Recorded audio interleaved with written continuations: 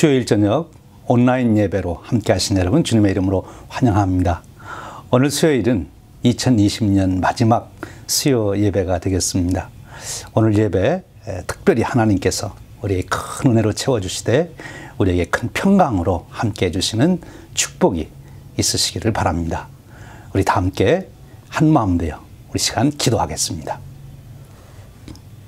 은혜로우신 하나님 아버지, 2020년 한 해 동안에도 저희들과 동행하시며 수요 예배로 모여서 하나님께 영광 돌릴 수 있도록 축복하셨음을 감사합니다.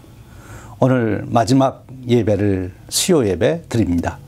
오늘 예배에도 주님 임재하셔서 크신 존귀와 영광을 받으시고 모여있던 제자들에게 찾아오셔서 평강을 베푸셨듯이 코로나19 팬데믹으로 또는 여러 삶의 상황으로 두려워하는 저희들에게 오늘 찾아오셔서 다시 한번 주님의 평강으로 충만히 채워 주시옵소서. 우리 주님 예수 그리스도의 이름으로 기도하옵나이다. 아멘. 오늘 함께 부를 찬송은 찬송가 117장 만백성 기뻐하여라 입니다. 우리 함께 찬송 부릅니다.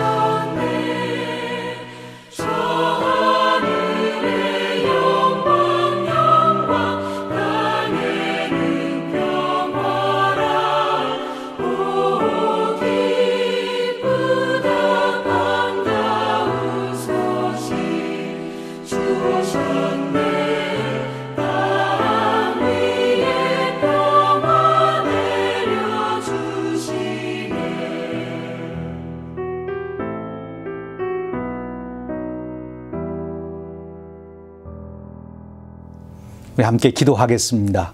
오늘 수요 예배를 위해서 김지영 집사님께서 대표로 기도해 주십니다. 천지 만물을 지으시고 하나님이 세상을 이처럼 사랑하사 독생자를 보내주시니 존귀와 영광을 받으시기에 합당하신 사랑과 자비의 하나님 아버지, 지난 한 해는 코비드-19의 팬데믹 속에서도 저희들을 지키시고 보호하셔서 2020년을 이제 무사히 마무리하게 됨을 진심으로 감사드립니다. 되돌아보면 우리의 일상에서 감사가 빠져버린 많은 것들을 깨닫고 회개하게 해주시는 소중한 시간들이었음을 고백합니다. 한 번도 상상해보지 못한 환경 속에서도 하나님께서 우리에게 주신 말씀은 두려워하는 마음이 아니요 오직 능력과 사랑과 절제하는 마음이라고 하셨으므로 환경을 보지 않고 환경보다 더 크신 하나님 우리 아버지를 바라보며 주시는 말씀을 더욱 담대히 선포하며 보이는 것으로 행하지 아니하고 믿음으로 생각하고 말하고 행동하며 승리해 왔습니다. 이제 맞이할 새해에 우리는 각자의 삶 속에서 믿음으로 기도한 모든 것들은 받은 줄로 여기고 오늘도 모인 이 자리에 영과 진리로 예배드리며 선포된 말씀이 살아서 역사하며 우리 모두를 인도하시고 계시하실 때 민감하게 반응하며 이제 만왕의 왕으로 다시 오실 우리 주 예수 그리스도 이름으로 감사하며 기도합니다. 아멘. 오늘 함께 나눌 은혜의 말씀은 요한복음 20장 19절에서 21절 말씀입니다. 우리 함께 봉독합니다. 이날 곧 안식 후 첫날 저녁 때에 제자들이 유대인들을 두려워하여 모인 곳의 문을 닫았더니 예수께서 오사 가운데 서서 이르시되 너희에게 평강이 있을지어다.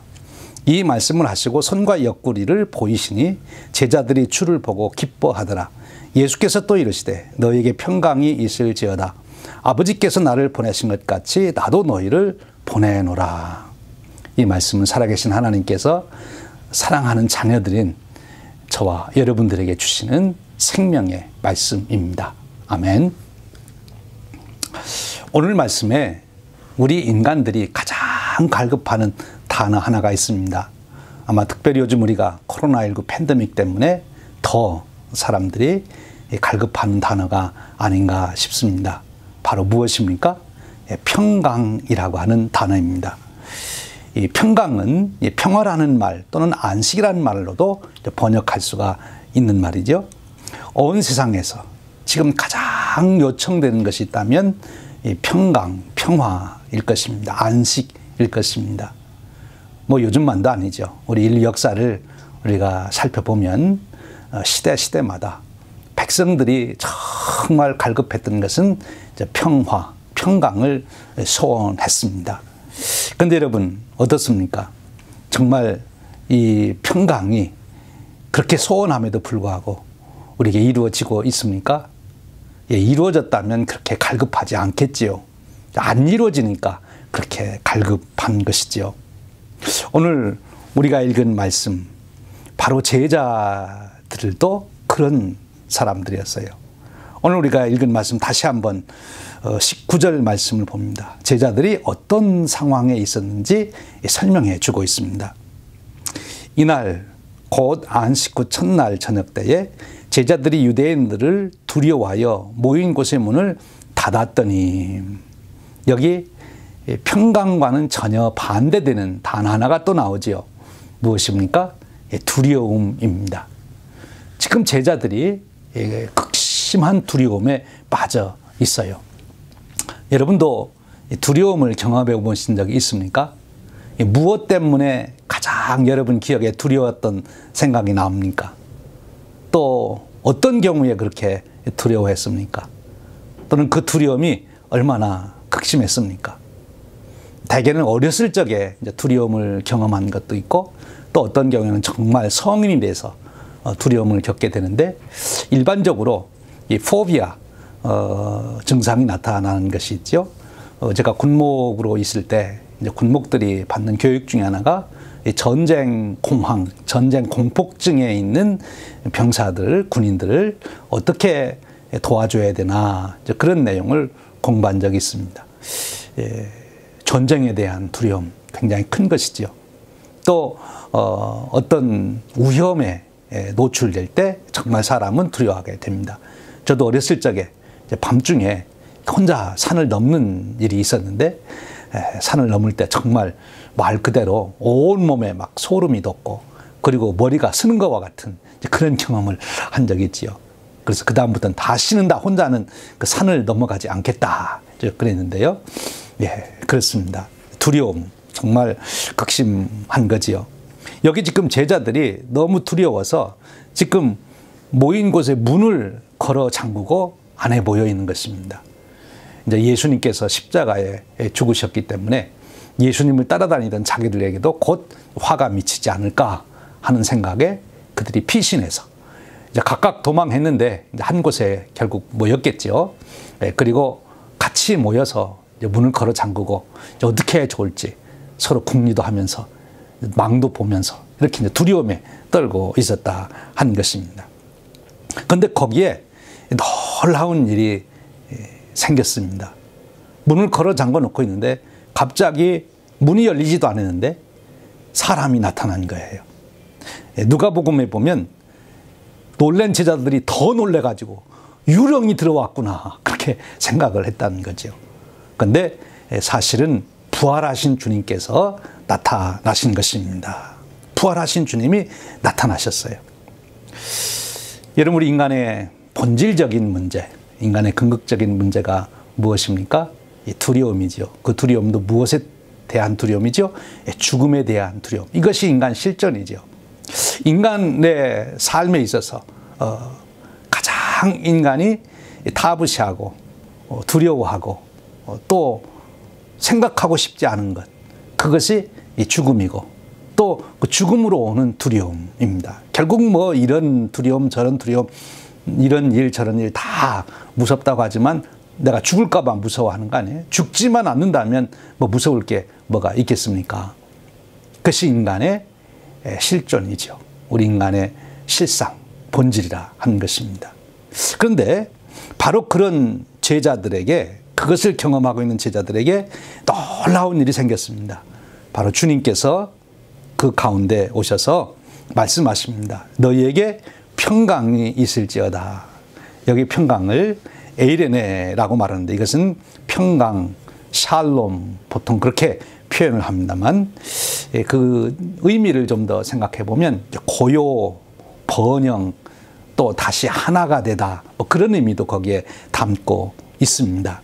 그런데 지금 예수님이 말씀하신 이 평강은 그동안 그들이 알고 있던 그런 조건을 따른 그런 평강이 아니라 예수님이 부활하심으로 인하여 주시는 그 평강을 이제 너희들에게 주겠다, 이렇게 말씀하고 있는 것입니다.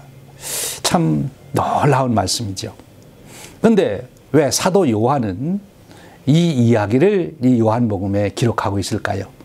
제자들이 몹시 두려워한 이야기, 그리고 예수님이 그 두려워하는 제자들에게 찾아오셔서 너에게 평강이 있을지어다 라고 말씀하신 이 이야기를 왜 쓰고 있을까요?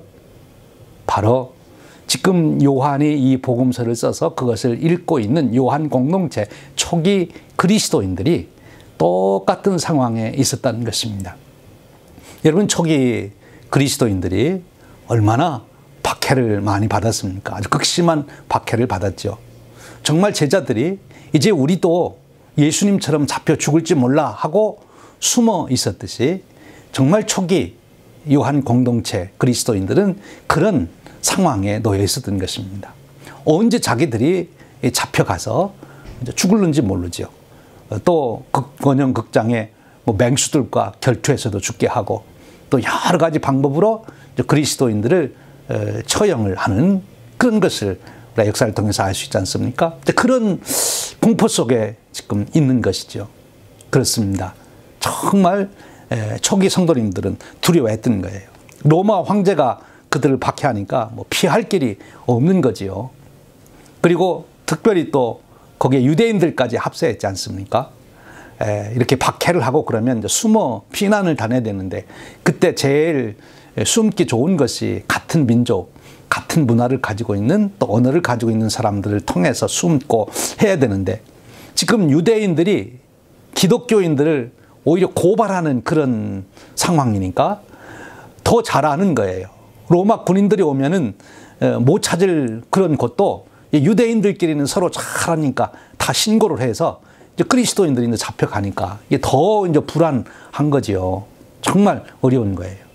그리고 여러분, 황제가 이제 그리스도인들을 박해하도록 잡아들이라고 이렇게 핍박할 때는 어떤 일이 벌어지는가 하면, 그 함께 살던 이웃들 중에 이런 생각을 하는 사람들이 있는 거예요. 내가 저 사람 신고해서 잡혀가면 저 사람 가지고 있는 집이나 집안에 있는 모든 재물은 내가 가져도 된다. 실제로 그렇게 됐습니다. 그러니까 주위에 있는 사람들이 기독교인이라고 생각되면 얼른 로마 군인들에게 신고하는 거지요. 여기 그리스도인들이 있다고 잡아가라 하는 겁니다. 그러니까 이제 그동안 가까이 지내던 사실 이웃도 믿을 수가 없는 거죠. 그러니까 얼마나 불안한 상태이겠습니까? 어디 하나 안전한 곳이 없는 거죠. 정말 어디에서든지 늘 불안할 수밖에 없는 그런 상황 아닙니까? 그래서 이 초기 기독교인들이 어떻게 합니까? 피난을 가잖아요.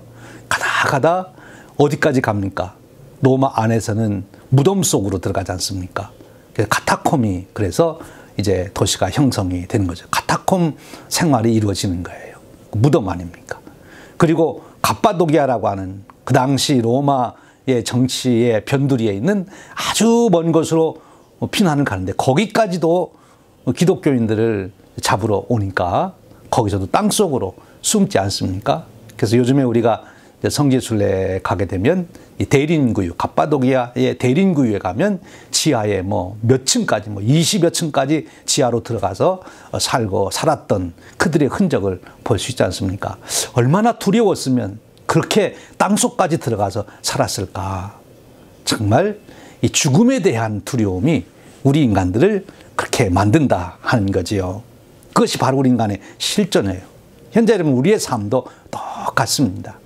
그런데 바로 거기에 주님께서 오셔서 너희에게 평강이 있을지어다 라고 말씀하신 거예요. 정말 놀라운 축복이지요. 죽음의 두려움을 이길 수 있는 평강을 주님께서 주시겠다고 하는 거예요.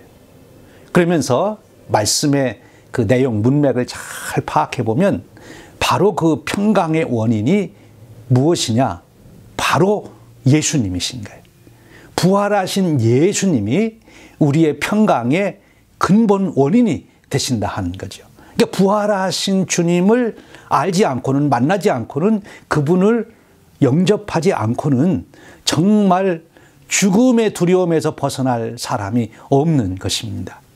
또한 누구든지 부활하신 예수님을 믿고 영접하고 그분과만 함께 있으면 누구든지 인간의 궁극적인 문제인 죽음의 두려움에서 벗어날 수 있다 하는 것입니다.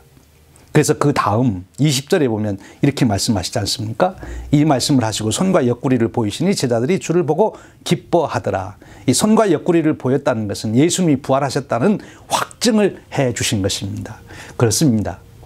죽음으로 인한 두려움을 극복할 수 있는 길은 아무것도 없습니다. 죽는 사람에게 돈 많이 줄 테니까 두려워하지 말라, 이렇게 통하겠습니까? 죽는 사람에게 내가 높은 관직을 줄 테니까 두려워하지 말라, 아무 소용이 없는 거죠. 죽는 자에게 오직 유일한 한 가지 소망은 부활입니다. 부활만이 죽음의 문제를 해결할 수 있는 해답이 되는 것이죠. 또 부활만이 죽음의 두려움을 극복하고 평강을 얻게 하는 능력이 됩니다. 바로 예수님, 부활하신 예수님이 그 해답이 되신다는 거예요. 사랑하는 여러분, 지금 예수님이 제자들에게 오셔서 그 손과 옆구리를 보여주시며 부활의 확증을 주신 이 놀라운 일이 여러분에게도 동일하게 일어나시고 재확인되시고 또 고백되시기를 축원합니다.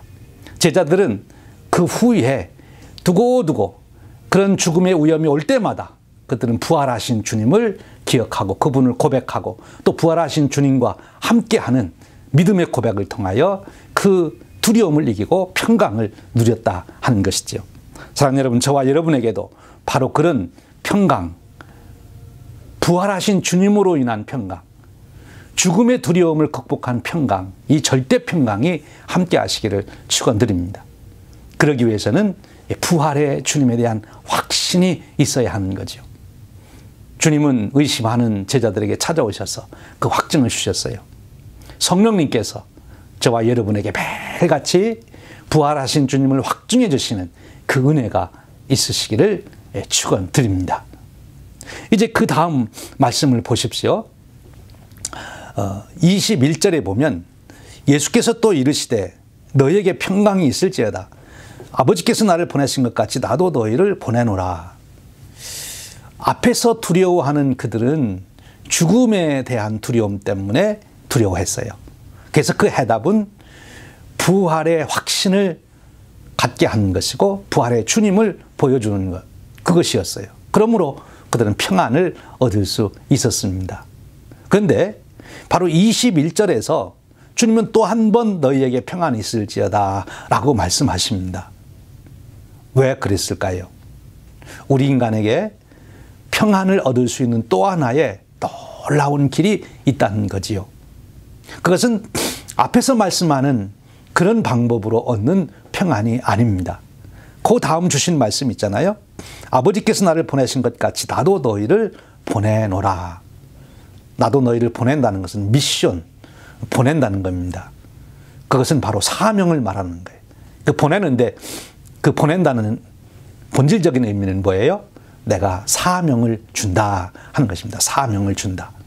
이 사명을 통해서 얻는 평안을 말씀하고 계시는 것입니다. 예수님의 제자들이 이제 두려워 떨고 있다가 부활하신 주님을 만나 확인하고 기뻐했습니다. 그러나 그것이 전부가 아니죠. 어쩌면 그것보다 더 큰 평강을 누릴 수 있는, 정말 어떤 변화가 있든지 상관없이 아예 죽음을 초월해버린 평강이 있습니다. 그것은 사명을 받은 자, 하나님께서, 주님께서 내게 이 사명을 주셨다고 하는 사명에 대한 확신이 있을 때, 그리고 그 사명을 바라보고 있을 때, 그 사명을 따라서 달려가고 있을 때, 그때 진정한 평안이 있다는 거죠. 앞에서의 평안이 좀 소극적인, 수동적인 보호를 받는 평안이라면 이 뒤에 나오는 평안은 하나님 나라를 내가 이제는 이루어가는, 예수님과 함께 그 능력의 역사를 드러내는 그런 삶의 회복을 통하여 오는 평화죠. 어떤 면에서는 앞에 평화보다도 더 아주 적극적이고 정말 놀라운 평화라고 말할 수 있습니다. 이 평화를 경험해야 내 안에 있는 평화를 다른 사람과도 나눌 수 있는 피스메이커, 평화를 만드는 자가 될 수 있다는 거예요. 여러분, 그렇습니다. 세상의 특징은 염려와 근심입니다. 세상은 결국 죽음 앞에 무릎을 꿇을 수밖에 없고 죽음 앞에서 두려워할 수밖에 없는 것입니다. 그런데 하나님 나라의 특징은 평강입니다. 부활하신 예수님, 오늘 또 언제든지 필요하면 내게 찾아오셔서 나를 보호해 주시는 예수님. 이미 구약에서는 다윗이 하나님을 그렇게 경험했죠. 여호와는 나의 목자시니 내게 부족함이 없으리로다. 내가 사망의 음침한 골짜기를 달지라도 내가 해를 두려워하지 않는다. 이 죽음의 공포에서 벗어난 이 다윗을 보게 됩니다. 아마 그래서 전쟁에도 그렇게 용기 있게 나가서 싸우고 승리했으리라고 봅니다. 그렇습니다. 하나님이 우리와 함께 하시는 임마누엘의 평강입니다. 그러나 거기에서 머무르지 않고 주님께서 우리에게 주시는 또 하나의 평강은 우리를 보내신 우리의 사명을 주셔서 이제 그 사명을 따라 살아가는 그 보람과 그 영광 속에서 얻는 평강입니다. 면류관을 받는 자가 갖는 그 평강인 것이죠. 그래서 주님은 후에 다시 베드로를 찾아가셔서 내 양을 먹이라, 내 양을 치라, 내 양을 먹이라 그렇게 말씀하시지 않습니까? 그때부터 진정으로 베드로는 평강을 누리는 자가 되지 아니했습니까? 지금 요한 공동체의 그리스도인들도 바로 그런 차원으로 그들의 삶을 성숙시켜가는 그런 축복의 은혜를 누리도록 이 말씀을 주시고 있는 거죠.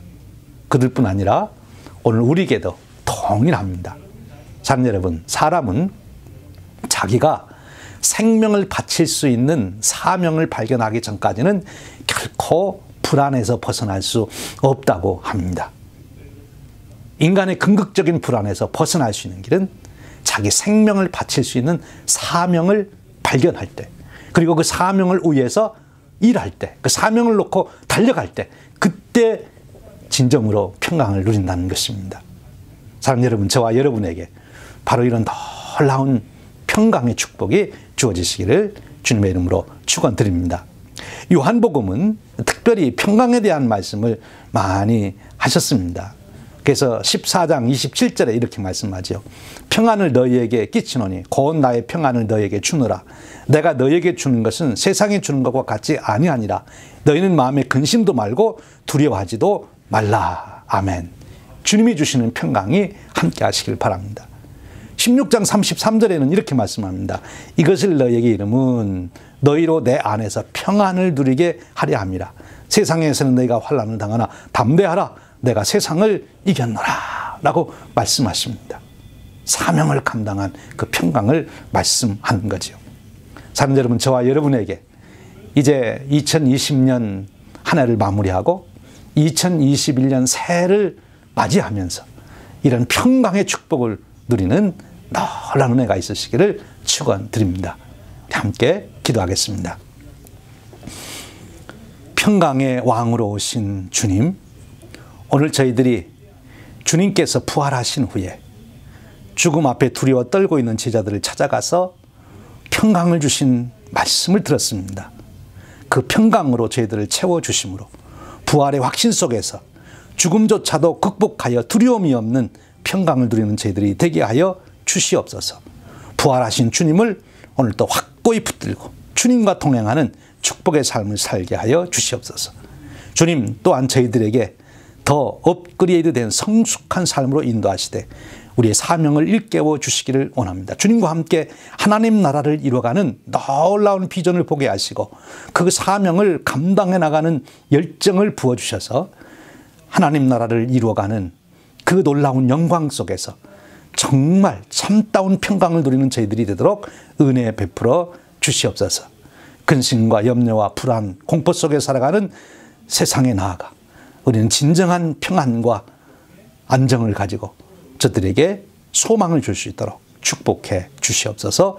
우리 주님 예수 그리스도의 이름으로 기도하옵나이다. 아멘.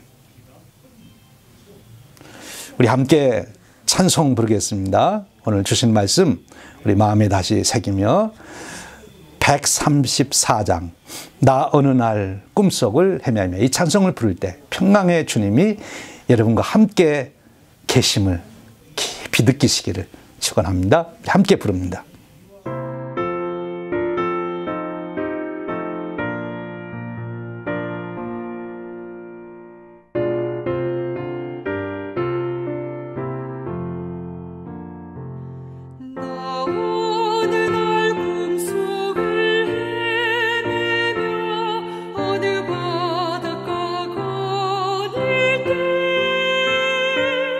그 갈릴리 오시니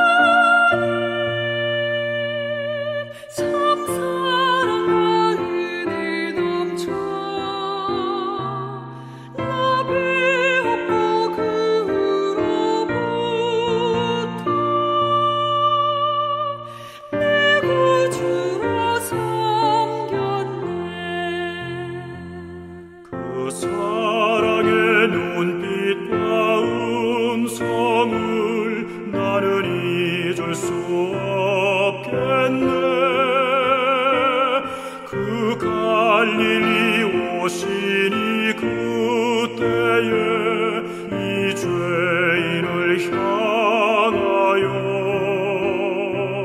못자국 난 그 손과 옆구리 보이시면서 하신 말, 내 지은 죄 사했다 하실 때 나의 죄짐이 풀렸네. 내가 영원히 사모할 주님,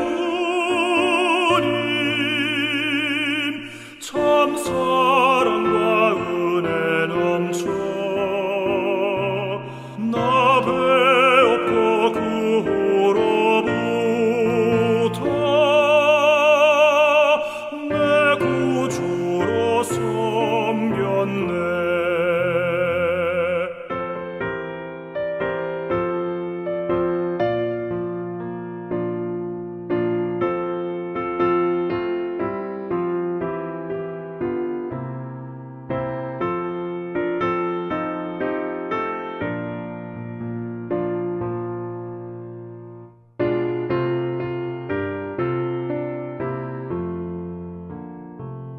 그 사나운 바다를 향하여 잔잔하라고 명했네. 그 파도가 주 말씀 따라서 아주 잔잔케 되었네. 그 잔잔한 바다의 평온아 나의 마음속에 남아서 그 갈릴리 오시니 의지할 참된 믿음이 되었네. 내가 영원히 사모할 주님, 참 사랑과 은혜 넘쳐 넘치어 나 배웠고 그 후로부터 내 구주로 섬겼네. 이 세상의 무거운 짐진 자 모두 주 앞에 나오라. 그 놀라운 은혜를 받아서 마음의 평안을 얻으라. 나 주께서 명하신 복음을 힘써 전하며 살 동안 그 갈릴리 오시니 내 맘에 항상 계시기 원하네. 내가 영원히 사모할 주님, 참 사랑과 은혜 넘쳐 넘치어 나 배웠고 그 후로부터 내 구주로 섬겼네.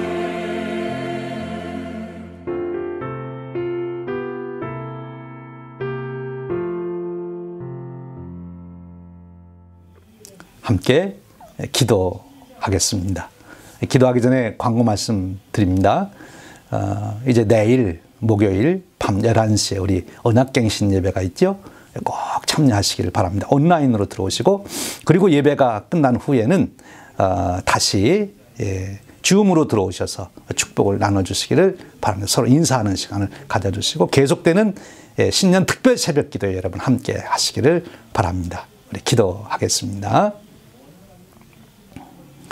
지금은 평강의 왕으로 오신 우리 주님 예수 그리스도의 크신 은혜와 우리에게 놀라운 평강으로 채워주시는 하나님 아버지의 극진하신 사랑하심과 우리 안에 내주하셔서 부활의 주님을 경험하게 하심으로 평강을 누리게 하시고, 우리에게 사명을 일깨워 주심으로 높은 차원의 평강을 누리게 하시는 성령님의 교통하심이 오늘 참된 평강을 누리기를 소원하는 온 성도님들 위에 영원토록 함께 하시기를 간절히 축원하옵나이다.